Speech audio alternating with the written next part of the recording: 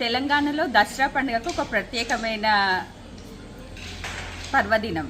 దీనికి గాను మా కూతుర్ని, మా అల్లుడిని మా ఇంటికి తీసుకొని వచ్చి ఒక విందు ఏర్పాటు చేయాలనుకున్నాము.